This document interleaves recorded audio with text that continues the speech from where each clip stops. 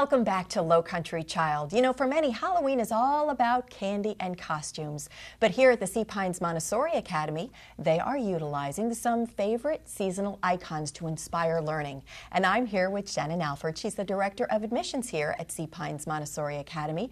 Shannon, the Montessori method is so unique, and it's just exciting to see what the kids are doing here. Tell us what we're going to observe today.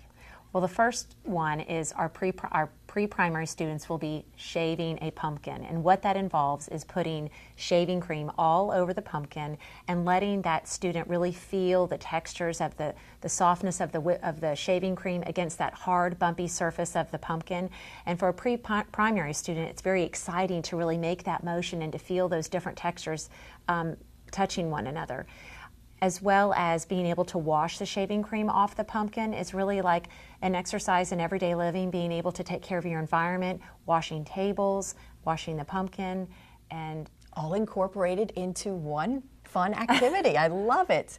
What about your primary students? Our primary students are going to be transferring pumpkin seeds from a container, a bowl, to an ice cube tray. Okay. And so it's really an exercise in fine motor skills as well as large motor skills, and an indirect preparation of moving the pumpkin seeds from left to right is really working on moving your eyes from left to right, like when you're learning to read, moving left to right.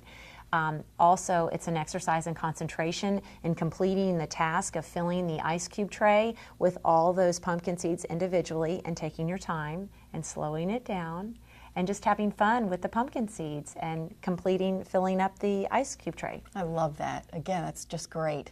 Now, the lower elementary students, actually, they're going to talk us through the life cycle of a pumpkin. So let's take a quick look. Hi, I'm Kaylee. And I'm Mariana. We're going to talk about the lifestyle of the pumpkin. The pumpkin seed is the beginning of a pumpkin's life. The pumpkin seed will grow with plenty of water, soil, and sun. Next, the sprout grows to a vine. When the plant is full grown, buds open up into flowers. The green pumpkin grows and grows. Now, you also have some special activities for the middle school students. Tell us about the bat houses. Well, they are going to be constructing these bat houses. Really, they're going to be doing a geometry lesson, and so to have a hands-on experience with their geometry lesson, they are going to be building the bat houses, which in turn will be put in the forest preserve. And we're really excited about them being environmentally conscious of the importance of bats, especially during the time of Halloween. It's not just something to decorate with. Something spooky. We're actually going to take care of them and learn also from building the bat houses, which I think is great. Now, there's some fun activities that are coming up on October 23rd that everyone is welcome to attend. So tell us about those, because you get a chance to see those bat houses too. It's the first South Carolina Scarecrow Walkabout, and the ticket sales are going to the Sea Pines Forest Preserve Foundation. And so it's a public event. The Sea Pines Montessori Academy will be hosting the event. All the ticket sales go to the foundation, and it is a way for the public to come, go on a walking trail through the Forest Preserve based out of Fish Island, and see all of these beautiful scarecrows with a South Carolina theme. There will also be other folk art on display there.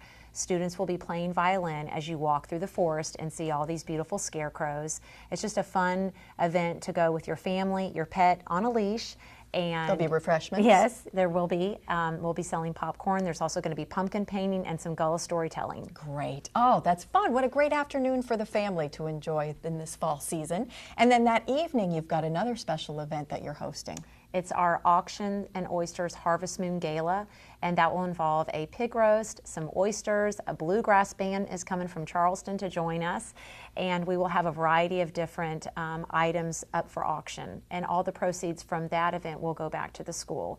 So we're real excited about bringing our family. The public is invited. The tickets for that event will be for sale at the Scarecrow Walkabout. Oh, great. If the public would like to attend that. Terrific. Well, thank you, Shannon, so much. We're excited to have you on board here at Low Country Child. They'll be here every month with an inside look at the educational process and the special activities that are taking place here at Sea Pines Montessori Academy. So we'll look forward to seeing you in November. So much. Thank you. So once your child is finished with a fabulous day of learning and inspiration, what kind of snacks do you have available at home? Donna is back at the station with Holly Majinski to talk about healthy after-school snacks. Another great article found on lowcountrychild.com. Thanks, Debbie. Holly is a registered dietitian with Hilton Head Hospital, and she joins us today to give us some great after-school snacking tips. Thanks for being here today, Holly. Thank you. I understand you have some interesting statistics about childhood obesity. I do. Childhood obesity is continuing to increase in the United States. They quote that approximately 50% of American children will be overweight and obese by the year 2020. Wow. And that number has increased significantly from the 1990s, where they were showing only approximately 10% of American children were overweight and obese.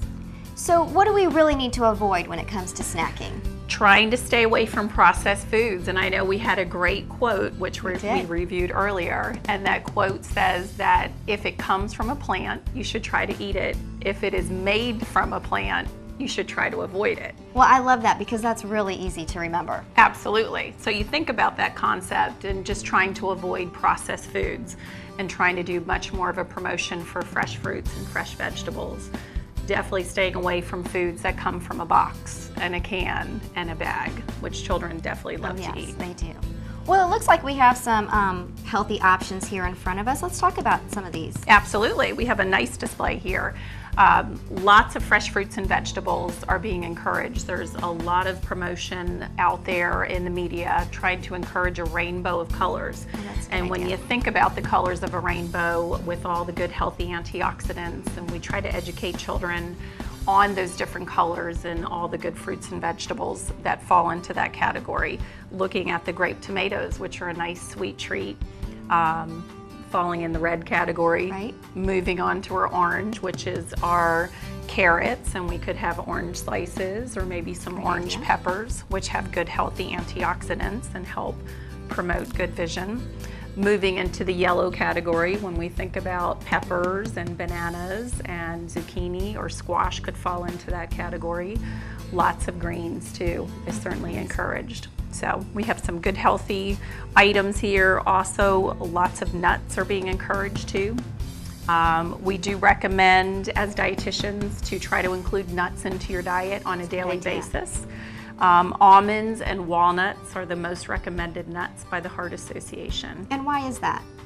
Lots of good healthy oils and antioxidants, and we say that if you have a small handful of nuts every day, it keeps your heart healthy. Oh, that's a great tip. Absolutely. Other items too, you can look at unsweetened applesauce, Which being is a one good of my snack. favorites. That's great. Eat It's that a about good every healthy day. snack. One thing I love about these containers too, think about portion control.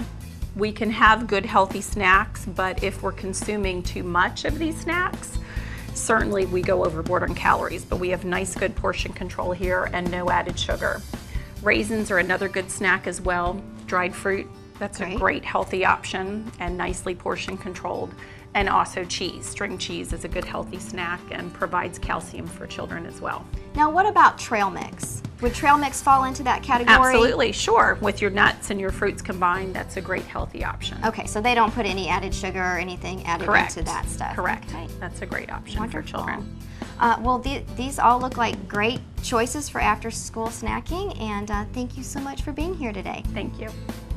We want to thank you for watching this episode of Low Country Child, and thanks to all of our guests today. Be sure to check out lowcountrychild.com, and of course, stay tuned to WHHI TV for more great family programming. We'll see you next time.